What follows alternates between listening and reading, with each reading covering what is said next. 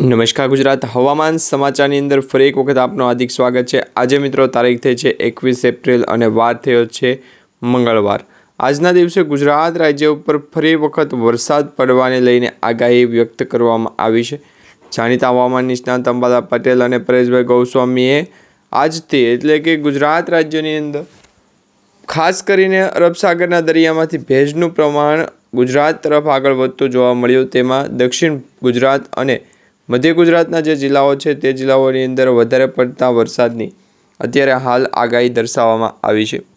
જાણીતા હવામાન નિષ્ણાત અંબાલાલ પટેલે તો કહ્યું છે કે વાદળછાયું વાતાવરણ ગુજરાત રાજ્યની અંદર માત્ર આજનો દિવસ નહીં પરંતુ આવનાર 27 એપ્રિલ સુધી રહેશે અને તેમાં પણ ગુજરાતના 2 થી 3 જિલ્લાઓની અંદર તો વધારે પ્રભાવિત થતા જિલ્લાઓની યાદી બહાર પાડવામાં આવી છે। કયા કયા જિલ્લાઓ છે એ આજના વિડીયોની અંદર તમને જણાવી દઈશું। સૌરાષ્ટ્ર ઝોનની અંદર એટલે કે સૌરાષ્ટ્રના જિલ્લાઓની અંદર વધારે પડતી શક્યતા દર્શાવવામાં આવી છે આજના દિવસે અને આવતીકાલના રોજ। ગુજરાતનો ભયંકર પૂર જેવું પરિસ્થિતિ સર્જાય તેવું વાતાવરણ બદલાય તો પણ તેમાં કાંઈ પણ પ્રકારની નવાઈ નહીં, કારણ કે અરબ સાગરના દરિયાની અંદર ભેજનું પ્રમાણ એટલું છે કે વરસાદી સિસ્ટમને પણ આવનાર સમયની અંદર વાતાવરણના ભેગરૂપે ગુજરાતના દરિયાકાંઠાનું લોકેશન છે એ બદલી ગયું। એટલે હવામાન સમાચાર એવા નથી કે વાતાવરણ ગુજરાતના દરિયાકાંઠાના જિલ્લાઓની અંદર એ તમે સેટેલાઇટ ઇમેજના માધ્યમથી પણ જોઈ શકો છો। ગુજરાતની નજીક ચારેય દિશામાં ચોખ્ખું વાતાવરણ છે, પરંતુ ઉત્તર ભારતમાંથી આવતી જે સિસ્ટમો છે, દક્ષિણ ભારતમાંથી આવતી જે સિસ્ટમો છે એ સિસ્ટમોને લગભગ ગુજરાત પહોંચતાની સાથે વાર લાગી જાય અને કન્ટેનર ડેમેજ મોકલી આપે અથવા તો સ્ટીલ ઓકે ના હોય કે કોઈ પણ કારણોસર છે એ કમ્પ્રેસર આપવું, જે સ્ટેન્ડ બાયનું અત્યારે કહી શકાય કે કમ્પ્રેસરની વાત છે। પછી ગુજરાતના દરિયાકાંઠાનું લોકેશન અલગ સાથે બીજી અન્ય વાત આવે તો આ બંને માહિતી માટે ગુજરાતના દરિયાકાંઠાના લોકેશનને સેટ કર્યો, કારણ કે હવામાન સમાચાર એવા છે કે પૂર્વ ભારત તરફથી આગળ વધી અને પશ્ચિમ ભારત અને મધ્ય ભારતની અંદર વરસાદી સિસ્ટમ છે સક્રિય થવાની જ નથી, એટલે આ ભાગ છે આપણે જોવાનો નથી। હવે વરસાદની આગાહી જોઈએ તો ગુજરાતના દરિયાકાંઠાના લોકો જે છે એ માહિતી આપી દઈએ તો હવામાન સમાચાર જાણી લે કે આ શું કહેવા માગે છે। હા મિત્રો, ગુજરાતના દરિયાકાંઠાનું લોકેશન છે અરબ સાગર દરિયાકાંઠાના લોકેશનને ત્યાં પહોંચાડીએ તો સ્ટીલ ઓફ સ્ટે 7 એટલે કે અહીંયા બેસવાની જે છે એ માહિતી આપવામાં આવી છે। હવે ખાસ ગુજરાતનો આ બાંકડો જે છે એ મેપના માધ્યમથી મોટો અને ઊંધારો રાખ્યો હોય તો ગુજરાતના દરેક લોકો સુધી હવામાન સમાચાર જ પહોંચાડી દઉં તો આ ભાગરૂપે જ્યારે ત્યારે જ હવામાન સમાચારની અંદર હાથ મારવાનો।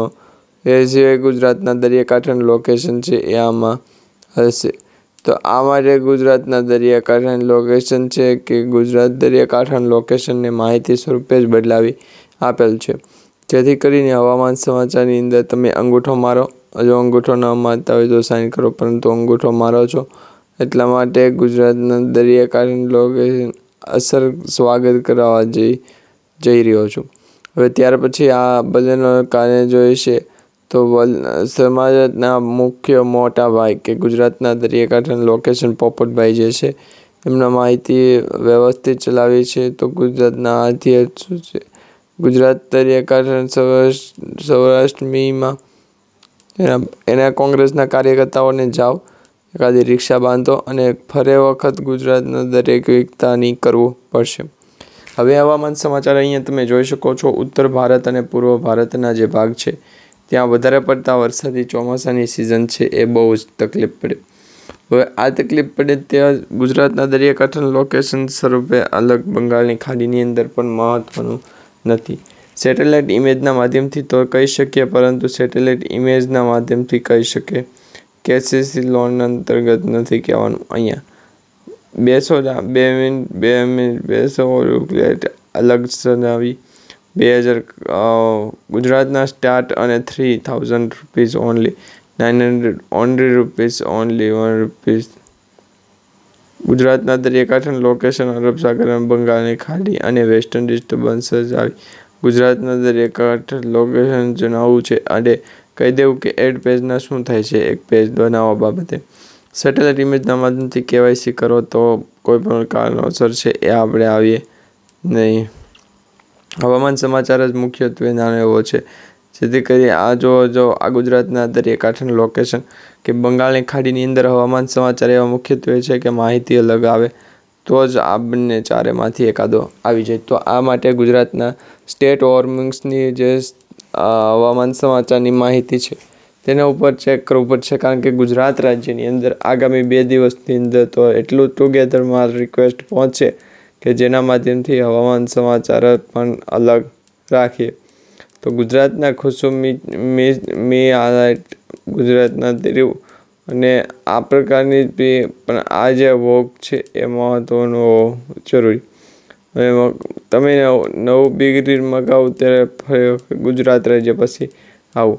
તો આ માટે ગુજરાતના સ્ટેટ અને 2 થી 3 ફાઇલો છે કે જેમને કરો વરસાદી સિસ્ટમ આ મોહિનભાઈની જે છે આષાઢ બુક્સ. તો હવામાન સમાચારની અંદર આપણે જોયું છે કે ગુજરાતના અર્નિંગ સોર્સ કયા કયા છે, તો તમે હું જોઈ લઉં. તો ગુજરાતના અર્નિંગ સોર્સની અંદર અત્યારે મુખ્યત્વે 2 જ અર્નિંગ સોર્સ દર્શાવે છે. એક તો મેટા સપોર્ટ ટીમનું અને બીજું જે 2 છે એ અલગ સાગર અને બંગાળની ખાડીની અંદર.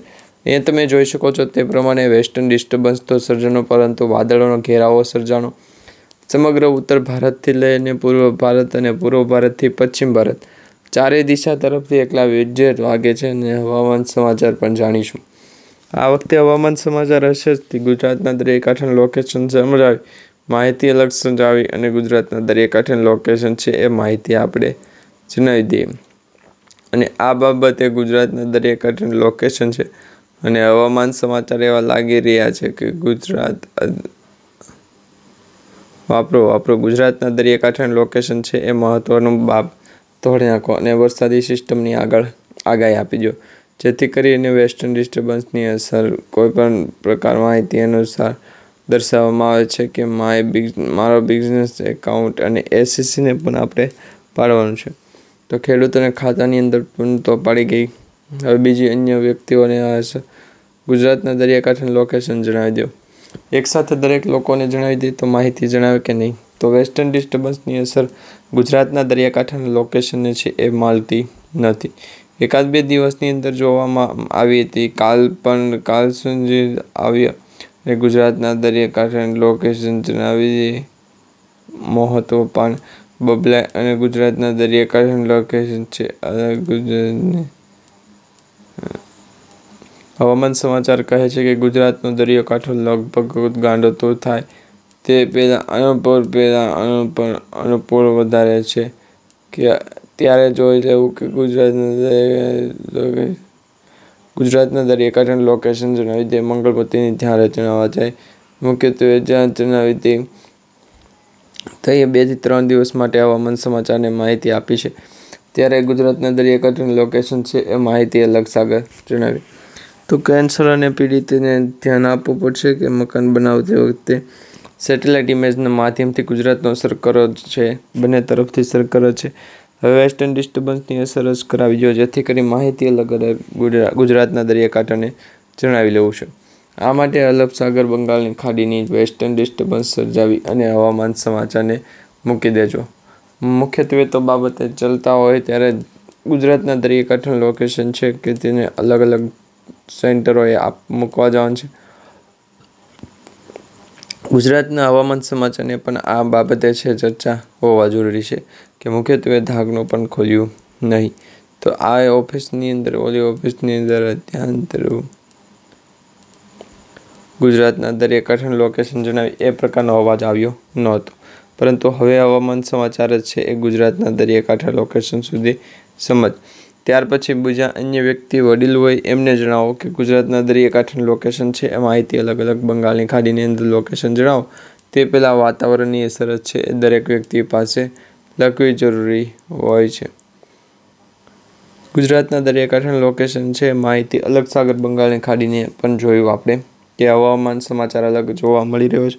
વેસ્ટર્ન ડિસ્ટર્બન્સની અસર જ મુખ્યત્વે બાબત ચાલતો મારી મૂકે. તો આ પ્રકારે આજના હવામાન સમાચાર આપણે જોયા છે.